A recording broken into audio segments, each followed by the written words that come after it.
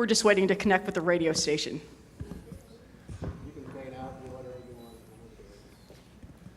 While we're waiting, if I could ask everyone to go ahead and turn your cell phones off or turn the noise down so that we're not distracting at all to these gentlemen.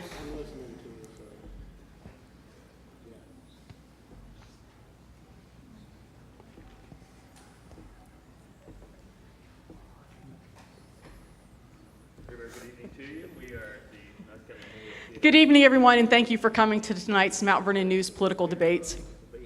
My name is Samantha Scholes. I'm the managing editor of the Mount Vernon News, and we are happy to sponsor this event tonight in cooperation with our partners, Knox Pages, WMVO Radio, and the Knox County Commissioners. Tonight, we hope to engage the candidates for the 68th District House of Representatives and the Knox County Commissioners in a spirited debate to help you, the voters, determine who should earn your vote. Please help me welcome our state rep candidates. To my left, we'll start with write-in candidate Douglas Crow, Democrat John Russell, and Republican Rick Carfagna. So we have about 10 questions. We'd like to be able to get through all of them, so if you could hold your applause to the end, that would be great. So to start us off, we're going to have opening statements. You have 2 minutes. We drew beforehand to see who was going to go first. Doug, that was you. So if you'd like to go ahead and start. Good evening. I would like to thank the sponsors of this event and the audience for their interest in this debate. My name is Douglas Crow. I'm a fifth-generation lifelong resident of the northeastern Delaware County. I'm 60 years of age, a graduate of Big Walnut High School, class of '74. I've been married to my very understanding and lovely wife, Diane, for 28 years. Together, we raised 5 great children to adulthood, and we are the proud grandparents of 6 wonderful and precious grandchildren. I'm presently employed as the road superintendent cemetery sexton for Kingston Township in Delaware County. I believe that life begins at conception. I believe marriage to be a religious act with vows given between a man and a woman in the presence of their God. I believe that all persons have the inalienable right to protect their life by whatever means necessary when that life is threatened. I believe the least amount of government interference with our lives is the best amount we should wish to achieve. I'm a constitutional conservative. I'm a gun owner. I'm a regular everyday citizen just like many of you. And like many of you, I've become frustrated and very concerned by the direction that our state and country have been moving in over the last several years. I'm ready, willing, and capable of representing you, the residents of the 68th District. Thank you. Thank you. Mr. Carfagna, you have 2 minutes. Thank you. Good evening. I'm Rick Carfagna, and I'm running to be your next state representative. I'm a husband of 15 years. I'm a father to a 10-year-old daughter, and I reside in Delaware County, and I'm a Republican.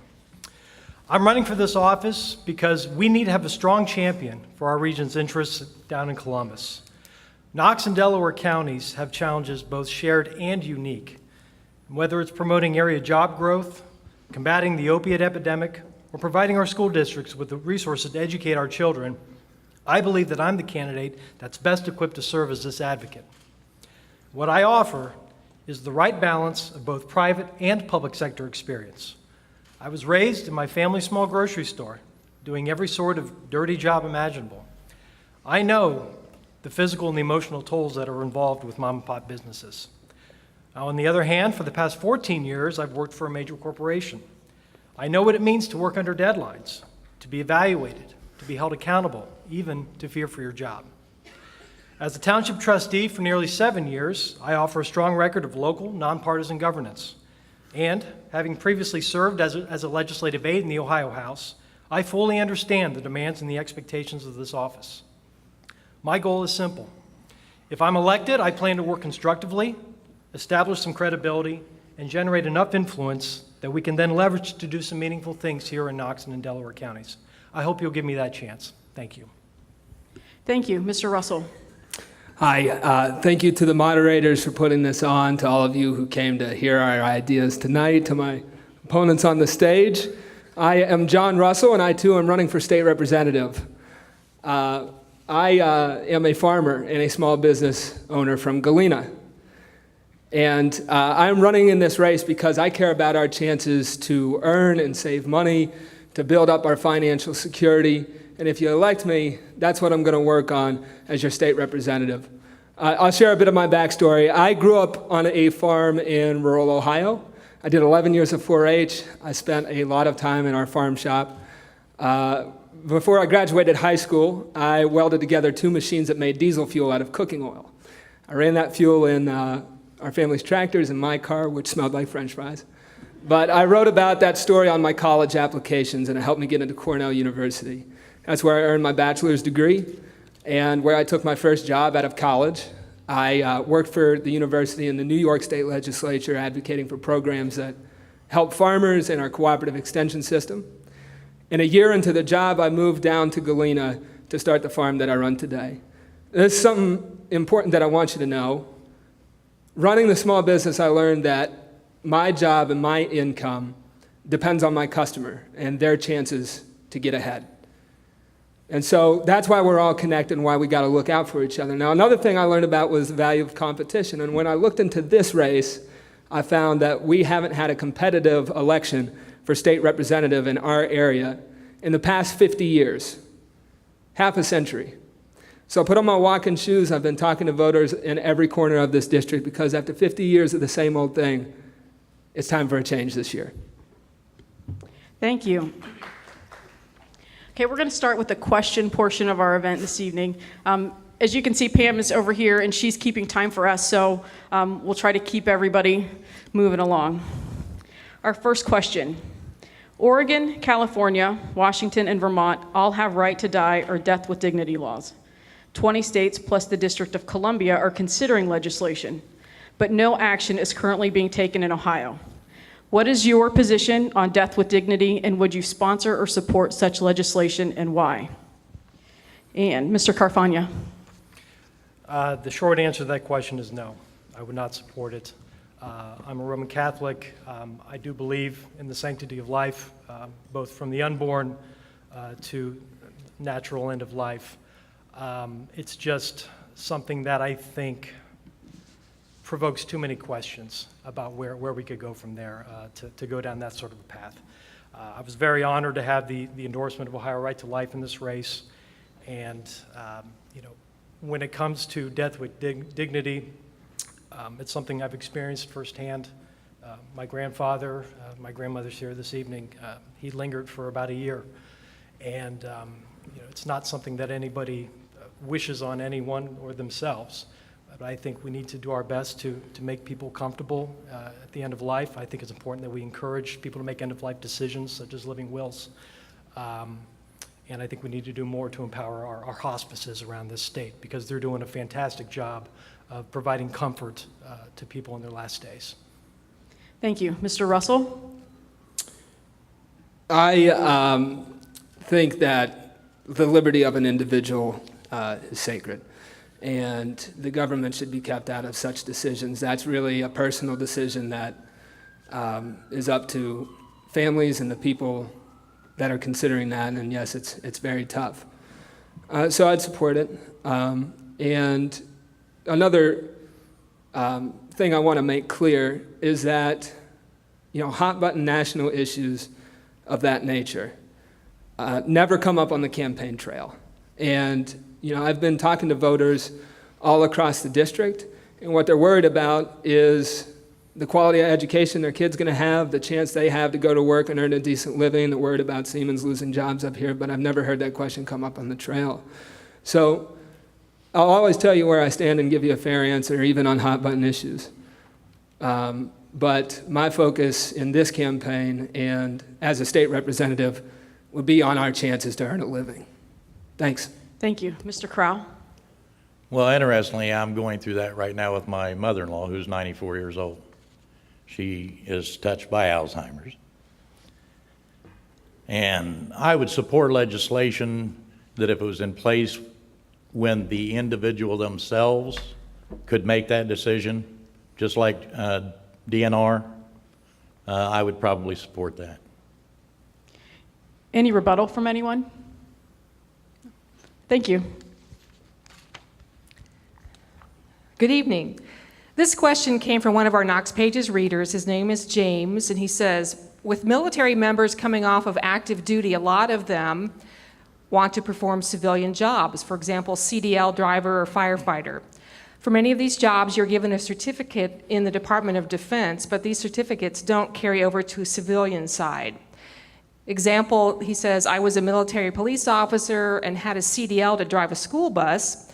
His certification allowed him to drive on public roads and enforce local, state, federal, and DoD laws and policies. But again, these certifications don't carry over to the civilian sector, he says. I have over 10 years experience. So the question would be, are you open to allowing grandfathering military certification in the civilian side of the workforce? And Mr. Russell, you go first. First of all, absolutely I would. I run a small business, and part of the business that we do is remove tree stumps all over central Ohio, and that involves operating heavy equipment. And it also involves finding good help. And let me tell you, it's very tough to find somebody who can pull levers on a machine in the right way and not mess it up, but one group who definitely can are veterans. And they've served the country, and when they're coming back home, I think it's good for both parties to take advantage of the skills that they have. And something I think we also ought to look into, especially for veterans, is using our network of community colleges and public universities to offer reduced tuition to them if they want to continue a degree, or if they want to add to the skills that they already have. This is something proactive that the state could do to take care of the people that have put up the ultimate sacrifice. And to the original question, as a farmer and operator of equipment, I would be glad to have any veterans helping me. Mr. Crowell. I would support it. I would think that the military training would be sufficient for the civil side.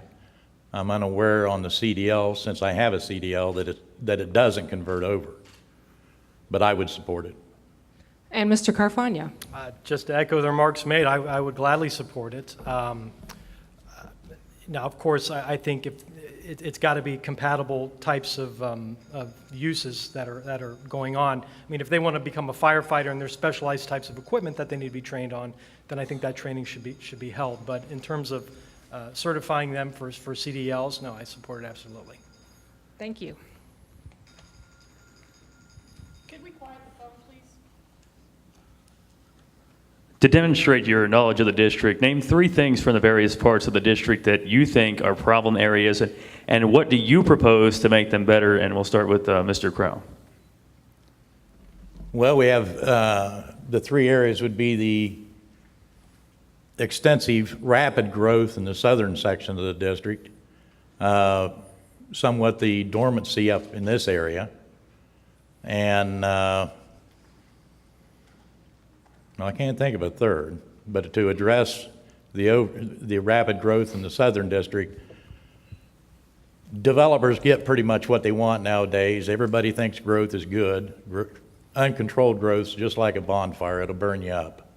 And there's a ticking time bomb in some areas in Delaware County of that right now. I'm not a firm believer that government has ever created a job other than a government job. The actions of government normally cost more to the taxpayers than the benefit that we receive. And I can't think of a third area. I apologize. Okay, Mr. Russell? Yeah, I've talked to township trustees, I've talked to mayors and city councilmen who tell me that in the recent Ohio legislature, the fund to local government was cut in half, and that's across the whole state. So they have to do the same thing with less money. This matters to all of you because you're either going to have to make that up by increased fees or taxes, or the more likely scenario, your infrastructure will start to deteriorate. I met a guy working in Mount Vernon who was 3 years away from retirement and lost his job at Siemens, and he told me he was competing with high school kids to cut grass. So I would say retraining workers and making sure counties like this one and counties all across Ohio can deal with a changing economy I think we have a strong manufacturing base here, and I've talked to manufacturers who want a skilled trade pipeline to get kids into jobs that are open right now in the south end of Mount Vernon. And an issue that I hope we get a chance to talk about that I hear all the time knocking on doors in Mount Vernon is opiate addiction. I can't knock on 100 doors without hearing stories about a loved one who's addicted, somebody who has lost their life, somebody who's been affected by property damage that all stems from this problem. And these are all things that would be first priority for me as a state representative. Mr. Carpagna? Delaware and Knox County counties are very, very different. But there are some crossover issues that impact both of them. The first one is always going to be economic development and promoting a climate that is conducive to job growth and job expansion. Delaware County has a tremendous amount of economic momentum going on. There's growth that's already in the pipeline. We need to make sure that we can accommodate that sort of growth with the type of infrastructure that needs to go in. There are great things happening here in Knox County as well from an economic standpoint, and there are some challenges as well. And I'll tell you what, everything else is secondary if you don't know how you're going to make ends meet in a couple of months or how you're going to provide for your family. So it's always going to be jobs and the economy as the top issue for me. Second is going to be the drug issue. The Polaris Corridor in Delaware County is a regional hotbed for drug trafficking. It's all very subtle. It's a very sophisticated network. It's almost like dialing 911 in terms of how to obtain drugs. Knox County has been devastated over the last few years. 6 years ago, there wasn't a single heroin prosecution in the entire county. 2 years ago, it accounted for a third of all of the drug prosecutions. That number went up by 40% last year. So it is a growing cancer in this region. And then the third is going to relate to education, particularly with school funding. Olentangy has some big challenges with regards to fair funding from the state, and there's also a lot of challenges with regards to how charter schools, I believe, are siphoning off local funds away from our traditional school districts. Right, any rebuttal from anyone? A couple. Yes, Right. please. Mr. Russell. How much time do I have? 30 seconds. Economic development, which is priority for both of us, relies on investing in the community. Whenever there's a hole in the Ohio budget, the first people who are asked to fill it are first responders and police and firemen. We all remember SB 5 and how wages and benefits try to cut those back to fill holes in the budget. And I do hope we get the chance to talk about charter schools and the differences that we have in Knox County. East Knox has an emergency levy on the ballot this year, and funding needs to be talked about. Thank you. We are going to move into education here for a second. We will get to charter schools later on. But right now, I want to talk about something that we continue to ask at these debates about school funding. And it was deemed unconstitutional in 1997, and the state legislature fails time and time again to address the problem. If elected, what will you do to address school funding and eliminate unfunded mandates that burden our school districts? Mr. Carfagna? Well, I don't support unfunded mandates to our school districts. In terms of what has the legislature done, well, they've added another $850 million in just this biennium alone to school districts across the state. Now, is it enough? Is it working? I don't think so. I think we need to do more. I think it comes down to an issue of fair funding. You have a district like Olentangy that is getting, I believe, $540 per pupil from the state. That's it. The rest of it is coming from local property taxes. Now, that goes against the DeRolf decision entirely. The DeRolf decision said it's an over-reliance on local property taxes. Now, they're a very affluent district, and I know there's an understanding there that they're not going to get as much money as, say, an East Knox or some of the more rural districts that are up here. But that's certainly an issue, and I hope we will talk more about the charter schools. But the problem that's going on with charter schools is that when they leave, or when a student leaves a district, they're not just taking their per pupil share with them, they're taking over and above that amount. So then the local taxpayers have to offset that amount through the millages. Thank you. Mr. Russell? Yeah, I'd like to point out how all of those points are true, by the way. When our schools are in a funding pinch, public schools, and a student leaves the public school for a charter, they take the funding with them. And a lot of the times these are low-performing charter schools that are giving kids a bad education and siphoning off money. But the point I want to make is that we got here somehow. And it's been the majority in the legislature and people that we're sending there, that we've been sending there, like in this district for the last 50 years. What I do as a state representative differently, and Rick is right, we do have an over-reliance on property taxes. If the property values are declining where you live, maybe the economy has changed, it wasn't what it used to be when industry was thriving, then your school's going to have a funding problem because of how much we rely on those property taxes. And so as a representative, I would push to move away from that. Kasich has taken some steps to have the state pick up more of the bill for funding schools, and that matters especially to rural areas like this and to East Knox. It's an area that we could work on together. And charter schools currently are funded at $1 billion. Public schools are funded by $8 billion. So charter schools are competing for a really big chunk of our tax dollars that fund education. And they're not putting up the performance that you would expect for such funding. So I would reverse, enforce standards on these schools and oversight on the management of them.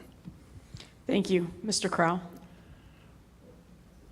The constitutional amendment that the court relied on to find it unconstitutional was implemented in 1851. It came out of the 1851 Constitutional Convention. At that time, most of your schools were subscription schools. At the turn of the last century, the local taxes paid for the building and the state paid the teachers. I know this because my grandpa was one, my grandma was one on one side of the house, and my grandpa on the other side of the house was a teacher. So the only way you can really address and get it back in line with the Constitution is either change the 1801 Constitution or adapt the method that was in place at the time. The expectation that local taxes pays the burden is an erroneous one. When we hear the state spent this $800 billion on the schools, we have to understand that part of that money is also going to colleges. They're not going to our local schools. For instance, in Sunbury, the Big Walnut School District, they're putting a $133 million bond issue on. There are places and there are different school districts in the district. Some of them don't warrant the money that they're spending right now. They've escalated the cost. The NEA, or the National Teachers Association, is part of that problem as well. Thank you. Any further discussion, gentlemen? Just to say that, private schools, I'm a product of Catholic schools, they're getting, I think, around $1,100 per pupil to help with administrative costs. And there are school districts that are not even getting that in per pupil funding from the state. So I'd like to work on that. One of the biggest things that we can do is to provide a level of certainty to districts, because every 2 years we go through this rigmarole and a district doesn't know if they're going to get flat funded or if they're going to get, say, a 7% increase. When you're relying on such a large percentage of state aid for your budget, how can you ever craft a long-term forecast? You can't, because you don't know what the level of funding is going to be from the state in, say, 3 or 4 years. So if we can provide a greater level of certainty to our districts, they'll know if their levies are going to be solvent, and that in turn, I think, provides a little bit more comfort with the taxpayers. Thank you. Any other comments?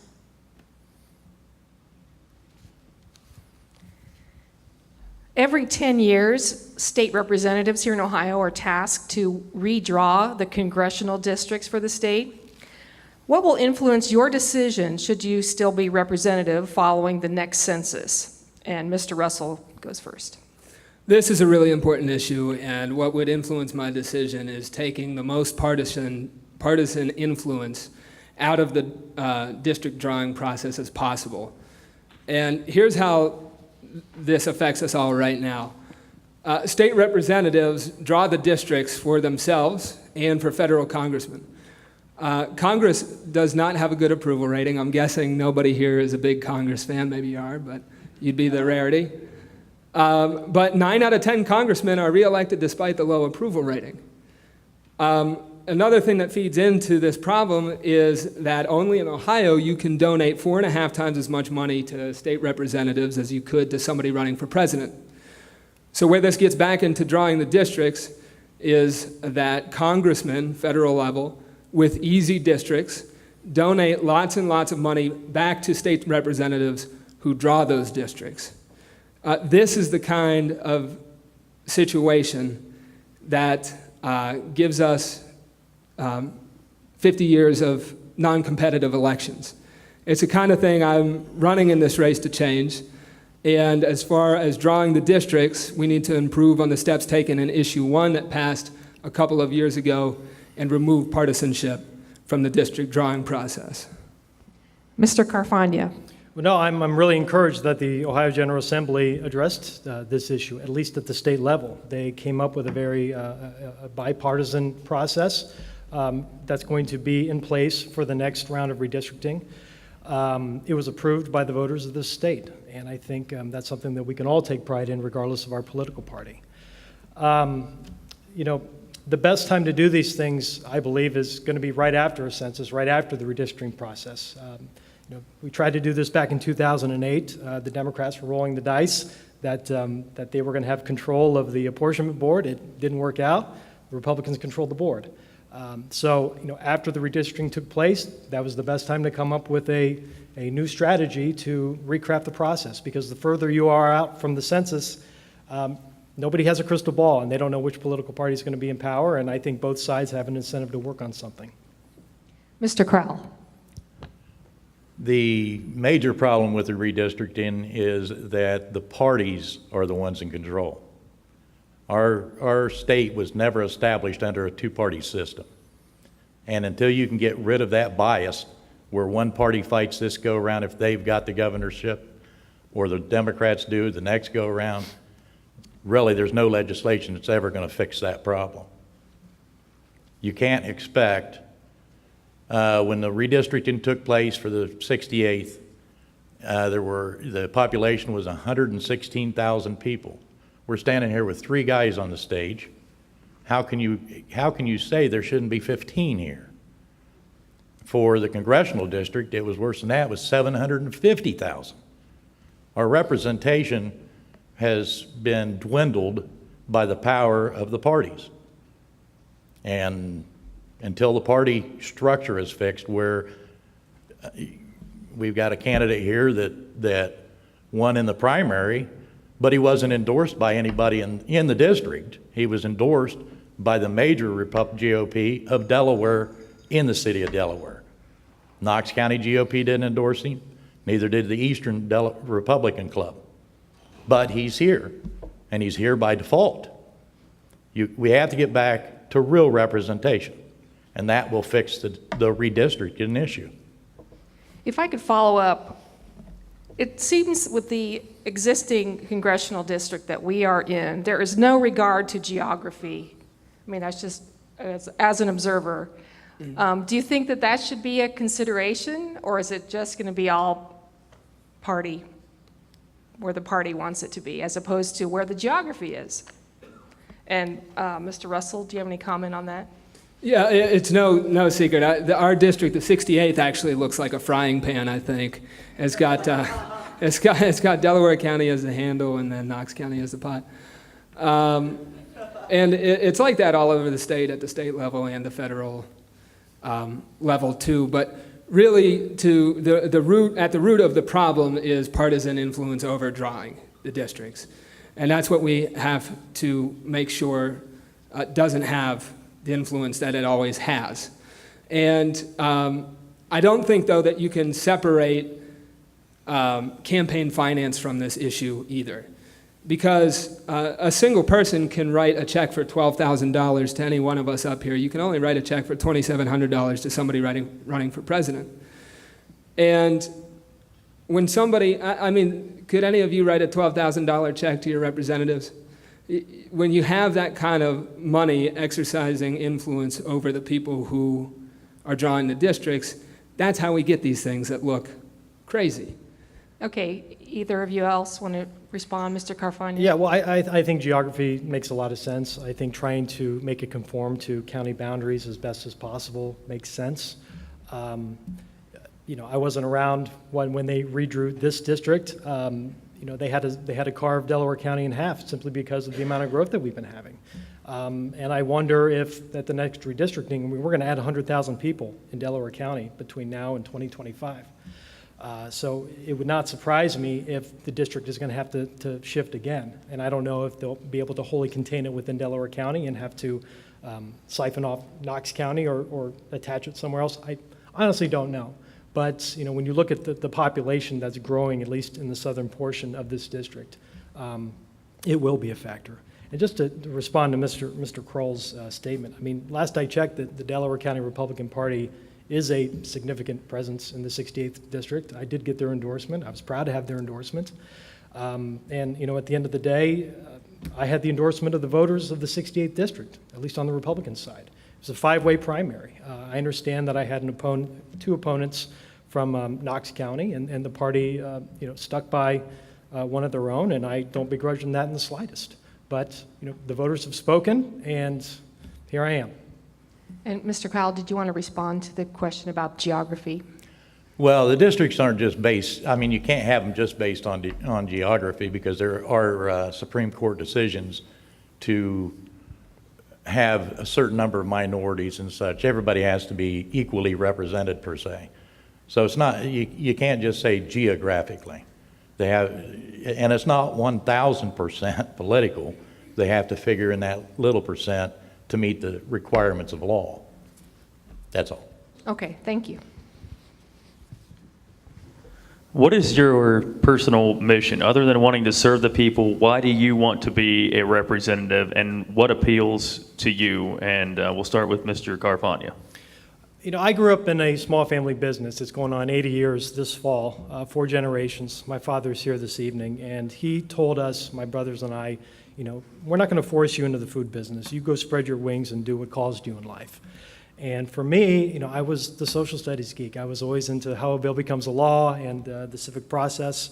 And when I got out of college, I got a job down at the Ohio State House. I was an intern for a couple of different legislators, and that translated into a job as a legislative aide for a couple of years. And it was an amazing time. I really enjoyed it. I felt like I was doing some good work, helping constituents. The issues were fresh, and it just was something that I've always had a passion for. And so I've worked in and around government since that time. I'm a township trustee now. I love it. It's very refreshingly nonpartisan. We can, check our politics at the door, and nobody argues about the most liberal or conservative way to fill a pothole, or to make sure that we have enough patrols on the street, or what kind of amenities to add to our parks. So, for me, I guess I view it more as coming around full circle. I've been in the private sector now for 14 years. But again, my heart has always been with public service, and this opportunity has come along because of term limits. And after talking with my family, I felt the time was right, and I'm coming full circle, and I'm hoping to return to Columbus, albeit in a much different role. Mr. Russell. Yeah, when I talked about owning a business in the introduction, that just made the realization to me that my chances to get ahead and earn income and have financial security of my own are really dependent on other people. And I grew up in rural Ohio, and I know that I know a lot of people that are working really hard and feeling stuck right now. And their stories are everywhere. I met a person in Knox County who said, he works, he does everything right, he sees 30% of his paycheck go away, and he sees the schools constantly coming back and asking for more money, and he sees people making lots and lots of money, getting breaks from the legislature, and he asked me when his break was going to come. And for everybody that's working and trying to get ahead, they need somebody who is going to represent them in the State House. They need a representative who is going to work for the seat. In these state-level races, you know, we're all standing up here, and you can maybe name the state representative who fills the seat right now. But a lot of the times, you don't see your state representative. They're nowhere to be found. You'll send them down to Columbus, and they'll disappear until they're running for Congress again. And I just think that we've had a system like that here for 50 years, and that's the system we need to change. So that's why I'm in it. Mr. Crow? Could you repeat the question? Yes, so what is your personal mission? Other than wanting to serve the people, why do you want to be a representative, and what appeals to you? Well, this isn't my first trip in politics. I ran in the Republican primary in 2008, and when I filed my petition, they threw 4 signatures out, which left me too few signatures. I had to fight then to get on the ballot, and I did. Last year, I filed to run for township trustee in my township. They threw 8 signatures out, and 6 of those are blood relatives. So I knew who was signing the petition. I went down and it is,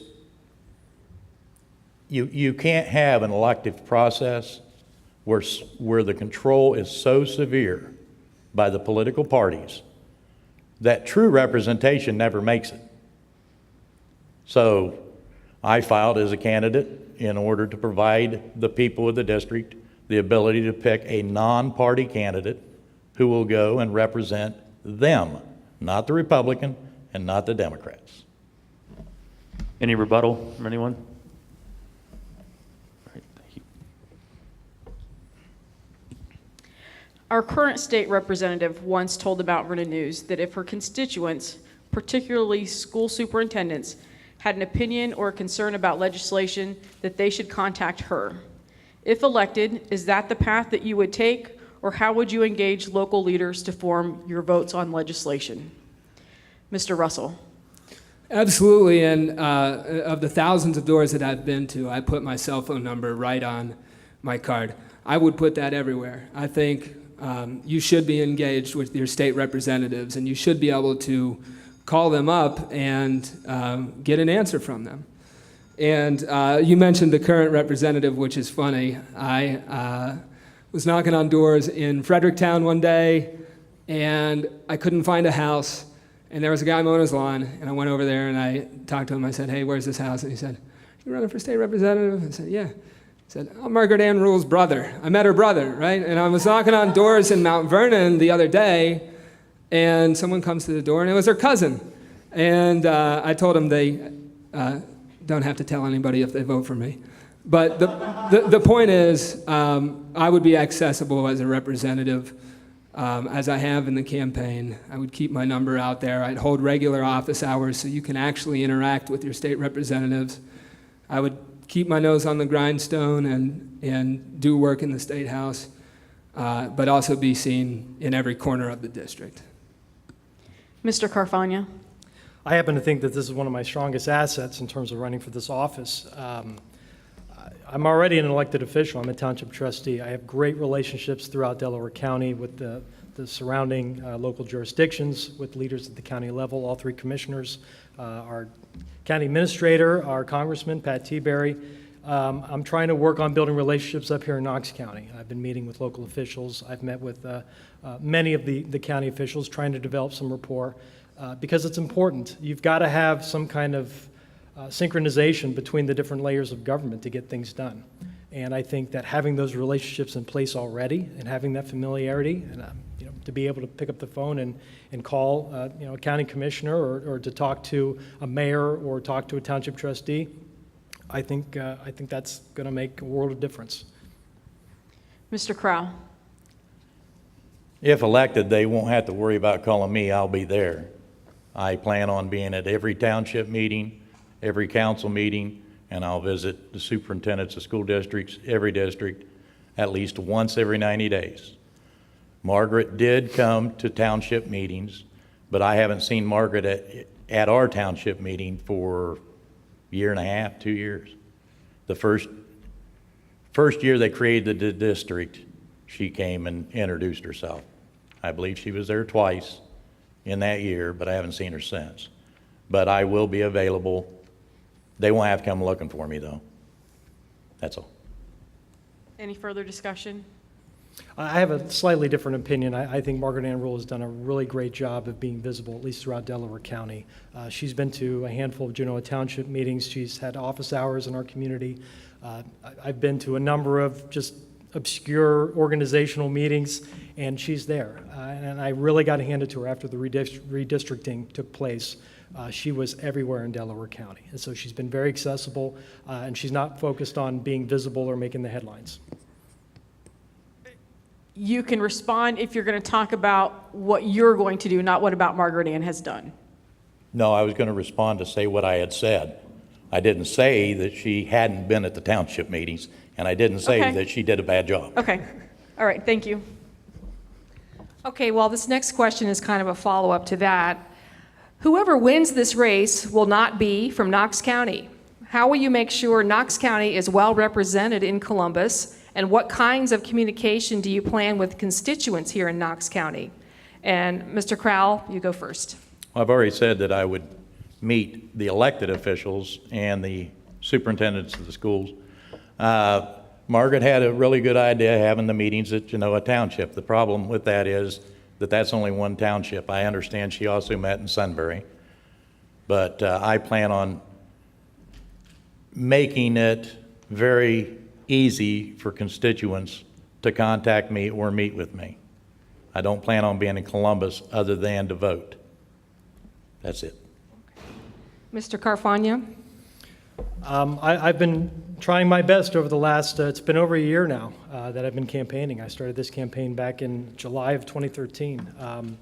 I've been attending meetings of the Delaware County Farm Bureau up here, some early morning breakfasts. They were kind enough to take me on a tour of a hog farm and a couple of other stores. I've been attending assorted luncheons. I've been just trying to take advantage of any kind of an opportunity where I can meet people, develop relationships, and we've been canvassing. We've been canvassing constantly. We did it. We hit, I think, 7,000 doors before the primary, and we're knocking out thousands right now. So it's the First Friday's coming up. I don't know if I'll be able to attend this coming one, but I've been at several First Fridays as well. So it's just about making it a priority to be here, to be visible. Mr. Russell? Yeah, I may not live in Knox County, but farmland extends beyond county borders. I'm a farmer. There's a lot of farmers in Knox County. You know, what I do for a living is farm and operate heavy equipment, and I feel some kind of kinship with people that work really hard. Like a lot of the economy is based on in Knox County.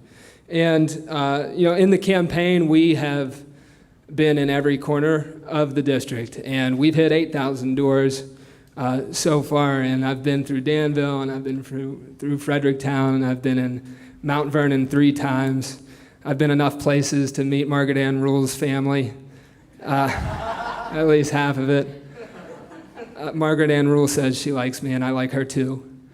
But you have to work hard for the seat. And when I got into this race, it was never going to be easy, and it's still not going to be easy now. But we have built a campaign that doesn't have all the money in the world, it doesn't have inside connections in the world, but what we've got is people in every corner of the district that are talking to other people, concerned about the problems that matter to Knox County and to Delaware too. And I'll continue that past the election as your state representative. And if I could follow up, a lot of the elected officials in Columbus now, they communicate with their constituents through YouTube, Facebook, Twitter, Instagram. Is that what you all plan to do?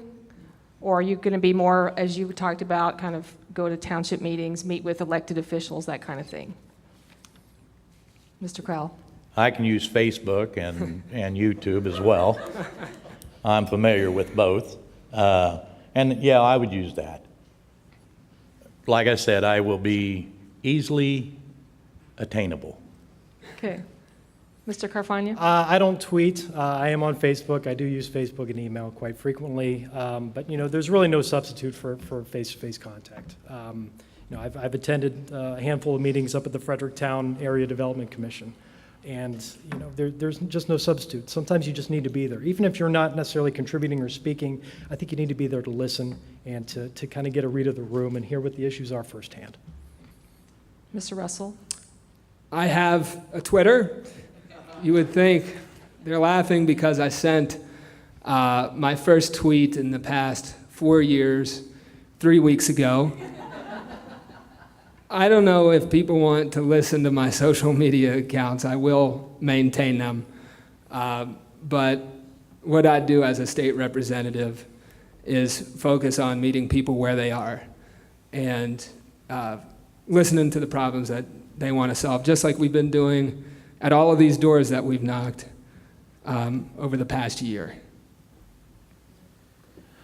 Mental health and substance abuse is a growing health concern, not just in the 68th district, but all over Ohio and the country. If elected, what will you do to bring more treatment facilities and programs to the district, and particularly here in Knox County? And Mr. Russell, you can start. This is an issue that really tears people apart, and I'm talking about substance abuse. In 2005 and 6 and 7, I played high school football, and from my perspective, if there was an injury in the locker room, there were opiate pills readily available for high school football players to play through that injury. There were Vicodins and Percocets that somebody got through their medicine cabinet. And today, 3 of the friends that I played high school football with have lost their lives to heroin addiction. And like I said, that is all over this district. Now, there's a couple things I want to talk about. Really, prevention is what we have to focus on here. And when you're talking about prevention, it really starts with us. Parents have to be aware of what is available to kids. You have to, if you're injured in that high school football scenario, you have to let that injury heal. There's not a perfect solution to everything.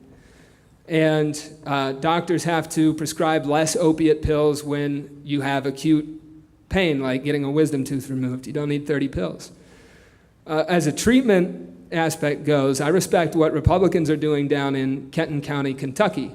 The problem with treatment is there's not enough money and not enough beds. Prisons are the 4th biggest part of our budget, and we should, and as a state representative, I would work across the aisle to use our prison infrastructure for treatment and getting people rehabilitated.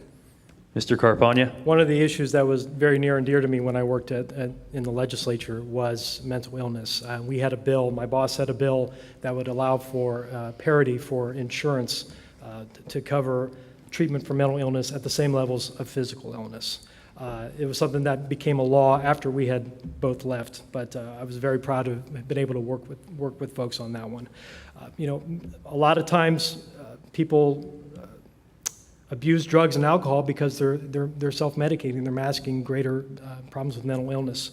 There was a stat in the Columbus Dispatch a couple weeks back, only 14% of Ohioans that need drug treatment are actually getting it.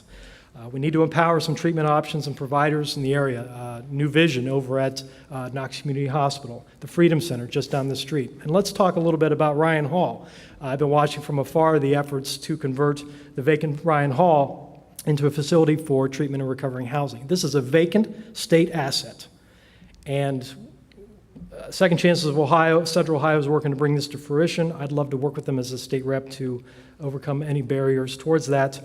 We can take a state asset, we can create over 200 jobs, provide tax revenues in this area, and provide the substance abuse recovery services that this community so desperately needs. So I'm really excited to read about it, and I hope to talk more with the folks that are organizing that effort. Mr. Crow? I've got a little bit of a different approach. I do have compassion, and I do believe that we should intervene where it will do some good. But we have to understand that the second largest opium producer in the world today is Mexico. So if Mr. Trump gets elected and builds the wall, that should fix part of the problem other than helping the people get off. I've watched over the last week, as many of you have, the evening news where every day it's a greater number of people overdosing. And the first responders come and give them, I can't think of the name of it, the other day, Laxacane or something. The other day they had one that they took to Riverside, and within an hour of being released, they had another call for that same individual. So that's not fixing the problem. In other words, in order for somebody to shoot themselves up with heroin, they're breaking the law. So you have to enforce the law, period. Now, if part of that is helping them kick the habit, fine. But we're putting the law on the back burner here. They're taking these people in, they're not being charged, they're not being held. And it's for their own safety, as the gentleman from Riverside, that situation attests to. Any rebuttal from anyone? Thank you. I think time has gotten away from us a little bit, so we're going to go ahead and move on to our closing statements. Mr. Carfagna, would you like to start? Thank you to the Mount Vernon News, Knox Pages, WMVO for organizing this evening's event. I also want to thank all of you in the viewing audience for taking the time to become informed voters. Please visit my website, rickcarfagna.com. You can learn more about my background, accomplishments, and stances on various issues. Ladies and gentlemen, the biggest thing that our next state representative can provide us is relevancy. We need to have a seat at the table as decisions are made in Columbus. We need our state leaders in Columbus to consider the impact of healthcare policies on Knox Community Hospital, of economic policies on the Ariel Corporation, and of educational policies on Mount Vernon City Schools. What you get from me is someone who's going to make an earnest effort on our behalf at the State House, someone that's built a reputation of working hard and with a collaborative spirit. I have strong working relationships with local government counterparts, leaders, the county, state, and federal levels, and leaders in the business, education, and nonprofit sectors. My familiarity with so many of these stakeholders and processes is going to be put to good use to advance policies that improve our region. I'm proud to carry a diversity of endorsements from numerous statewide organizations, including the Ohio Chamber of Commerce, the NFIB, the Ohio Manufacturers Association, the Ohio Farm Bureau, the Ohio Education Association, and Ohio Right to Life. As Margaret Ann Rule steps down from this seat, we must have a seamless transition of leadership. Our district is facing several critical issues and challenges, and I believe that we can ill afford to have anyone assuming this office with a steep learning curve. I'm Rick Carfagna, and I humbly ask you for your vote on November 8th. Thank you all. Thank you. Mr. Crowell? Once again, thank you all for the opportunity provided by this forum, allowing me to express my thoughts, beliefs, and positions. This election represents somewhat of a unique opportunity to break the seemingly never-ending cycle of politics as usual. The three candidates before you possess the same exact working experience as being a state representative. That amount is 0.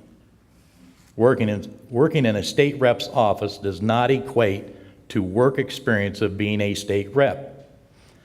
I am not running to become a team member of some network of die-hard political professionals at the State House. I'm running for one and only one reason: to provide real representation to the people of the 68th District. Representation not filtered by party politics or party alliances. For those who think that a write-in vote for me, a non-party candidate, would be a wasted time of your vote, I would point out that we are the majority of the almost 85,000 registered voters in the 68th District. More than half, over 43,000, are registered as non-party. We are the majority, and it's time we exercise that fact. I will fight for the rights of the people of the 68th District with the same tenacity and perseverance which led my efforts last year to fight for my own rights, where I litigated a pro se case, acting as my own attorney, against the Delaware County Board of Elections. I had to fight that case in the highest court of the state, the Supreme Court of Ohio, and I did prevail against great odds. You can look it up, Crowell v. Delaware County BOE. My name is Douglas Crowell, and I am the write-in candidate for 68th District. Thank you. Thank you. Mr. Russell? Thanks again to the moderators and to supporters, to voters, to everybody who came out, to the candidates on the stage, and to everybody watching at home on Facebook Live. I don't know if that's ever been done before at one of these, but thanks. Imagine with me for a second a magical place. That will happen in a little over a month from now. It's a place with no TV ads, no mail showing up in your mailbox, no earnest young people coming to your door. It's a place even where you can have a civil conversation with your crazy distant relatives. That will happen after Election Day, but on November 8th, you'll all walk into the voting booth, and you're going to face a choice for state representative and who's going to speak for you in the State House. And this choice is going to be between somebody with new ideas or between the old ideas that we've had for the last 50 years. It's going to be a choice between a campaign that's been built on working hard and people talking to other people versus a campaign that's funded by insiders, that's built by insiders, that will legislate for insiders. This is going to be a choice between a melon farmer and somebody who lobbies for Time Warner Cable. And when you walk into that voting booth, I want you to remember that I'm going to be working hard for you in the State House, just like I have for this campaign. So give us a shot, and thank you. Thank you, candidates.